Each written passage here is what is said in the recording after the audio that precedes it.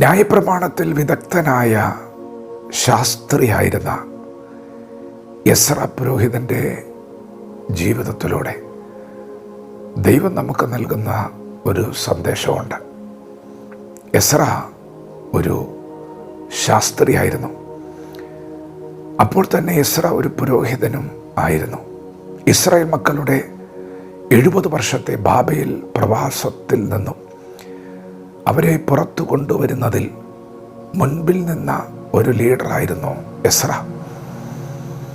എസ്ര ബാബേലിൽ നിന്ന് പുറപ്പെടുന്ന സമയം എസ്ര രാജാവിനോട് അപേക്ഷിച്ചതൊക്കെയും രാജാവ് അവന് നൽകി. തിരുവെഴുത്ത് പറയുന്നു, എസ്ര ന്യായപ്രമാണത്തിൽ വിദഗ്ധനായ ഒരു ശാസ്ത്രിയായിരുന്നു. അപ്പോൾ തന്നെ ദൈവത്തിൻ്റെ കൈ എസ്രയ്ക്ക് അനുകൂലമായിരുന്നതുകൊണ്ട് താൻ രാജാവിനോട് അപേക്ഷിച്ചതൊക്കെയും രാജാവ് അവന് നൽകി. പിന്നെയും അതാവർത്തിച്ചെഴുതിയിരിക്കുകയാണ്, ദൈവത്തിൻ്റെ കൈ തനിക്ക് അനുകൂലമായിരുന്നത് കൊണ്ട് തന്നോട് കൂടെ 1000-ലധികം വരുന്ന പുരുഷന്മാരെ, സ്ത്രീകളെ, കുഞ്ഞുങ്ങളെ ഒക്കെ ആ ബാബേലിൽ നിന്ന് പുറപ്പെടുവിക്കുവാൻ രാജാവിന് മനസ്സലിവ് തോന്നി. പ്രിയപ്പെട്ടവരെ, ദൈവത്തിൻ്റെ കൈ എസ്രയ്ക്ക് അനുകൂലമാണ്. എന്തുകൊണ്ടാണെന്നോ, എസ്ര ന്യായപ്രമാണത്തിൽ വിദഗ്ധൻ എന്ന് മാത്രമല്ല, ന്യായപ്രമാണം പരിശോധിക്കുവാൻ മനസ്സുവെച്ചവനും ന്യായപ്രമാണത്തിലെ കൽപ്പനകൾ അനുസരിക്കുവാൻ മനസ്സുവെച്ചവനുമായിരുന്നു. അന്ന് രാജ്യം ഭരിച്ചിരുന്നത് അർത്ഥഷഷ്ട രാജാവാണ്.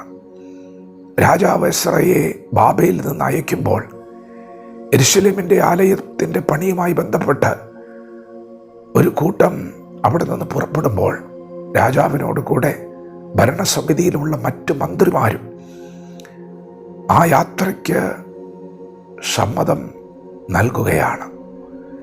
പ്രിയപ്പെട്ടവരെ, ദൈവത്തിൻ്റെ കൈ എസ്രയ്ക്ക് അനുകൂലമാണ്. എസ്ര ദൈവത്തെ പ്രസാദിപ്പിക്കുന്ന ഒരു മനുഷ്യനാണ്. അപ്പോൾ തന്നെ രാജാവും അനുകൂലമാണ്. ആ സമയത്ത്, അവർ പുറപ്പെടുന്ന സമയത്ത് സാഹചര്യങ്ങൾ അവർക്ക് അനുകൂലമാണ്. അവരുടെ യാത്രയ്ക്ക് എല്ലാം അനുകൂലമാണ്.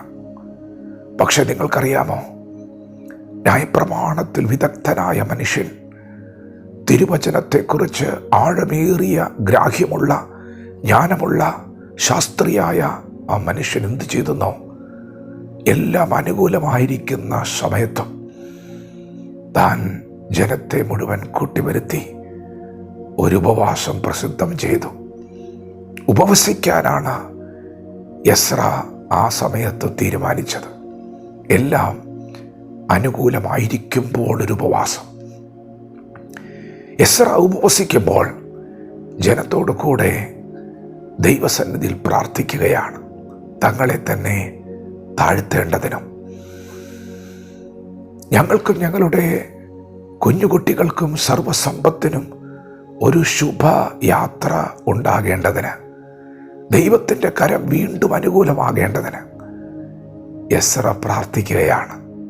പ്രിയപ്പെട്ടവരെ, എസ്ര ഒരു യാത്രയ്ക്ക് വേണ്ടി പുറപ്പെടുമ്പോൾ ഇപ്പോൾ എല്ലാം അനുകൂലമായിരിക്കുന്നുവെങ്കിലും എസ്രയ്ക്കറിയാം, എൻ്റെ ഈ പുറപ്പാടിന് മുൻപ് എനിക്കൊരു പ്രാർത്ഥന അനിവാര്യമാണ്. ഞാൻ ഇതുവരെ പോകാത്ത വഴികളിലൂടെ ഞാൻ വീണ്ടും യാത്ര ചെയ്യുമ്പോൾ അവിടെ പതിയിരിക്കുന്ന ശത്രുവിൻ്റെ കയ്യിൽ നിന്ന് ഞങ്ങൾക്കൊരു വിടുതൽ ആവശ്യമാണ്. പ്രിയപ്പെട്ടവരെ, എസ്ര പ്രാർത്ഥിച്ചു കഴിഞ്ഞപ്പോൾ തിരുവെഴുത്ത് പറയുന്നു, ദൈവത്തിൻ്റെ കരം അവർക്ക് അനുകൂലമായി. പതിയിരിപ്പ് ശക്തികളുടെ കയ്യിൽ നിന്ന്, ശത്രുവിൻ്റെ കയ്യിൽ ദൈവം അവരെ വിടുവിച്ചു. പ്രിയപ്പെട്ടവരെ, ന്യായപ്രമാണത്തെ നന്നായി പഠിച്ചവന് ഒരു കാര്യം മനസ്സിലായി, താഴ്ത്തി പ്രാർത്ഥിക്കുന്നത് വിടുതല. ഇപ്പോൾ എനിക്ക് ദൈവത്തിൻ്റെ കരം അനുകൂലമായി വരണം. ഇന്നലകളിൽ അനുകൂലമായി വന്നത് നല്ലത് തന്നെ, ഇന്നലകളിലെ പരിചയ സമ്പത്ത് നല്ലത് തന്നെ, ഇന്നലകളിലെ പ്രാർത്ഥന നല്ലത് തന്നെ. എന്നാൽ ഇന്ന് പകൽ എനിക്കൊരു പുറപ്പാടുണ്ടെങ്കിൽ ഇന്ന് പകൽ എനിക്കൊരു യാത്രയുണ്ടെങ്കിൽ, ഇന്ന് പകൽ എനിക്കൊരു ശുശ്രൂഷയുണ്ടെങ്കിൽ, ഇന്ന് പകൽ എനിക്കൊരു പ്രാർത്ഥന ആവശ്യമാണ്. ഞാൻ ഉപവസിക്കാതെ പ്രാർത്ഥിക്കാതെ മുൻപോട്ട് നീങ്ങത്തില്ല. അറിവുള്ളവൻ പ്രാർത്ഥിക്കും, അറിവുള്ളവൻ ഉപവസിക്കും. ഇത് നമുക്ക് ഒരു പാഠമാണ്. പ്രിയപ്പെട്ടവരെ, ഇന്ന് പകൽ നിങ്ങൾ പ്രാർത്ഥനയോടെ ചുവടുകൾ വയ്ക്കണം. ഉപവസിക്കാൻ സമയങ്ങൾ എടുക്കണം. ഉപവാസത്തിനും പ്രാർത്ഥനയ്ക്കും ശക്തിയുണ്ടെന്ന് എസ്ര തൻ്റെ ജീവിതത്തിലൂടെ നമ്മോട് സംസാരിക്കുന്നു. വചനത്തോട് പ്രതികരിക്കാം. ദൈവം നമ്മെ ഓരോരുത്തരെയും പകൽ അനുഗ്രഹിക്കുമാറാകട്ടെ. ആമേൻ.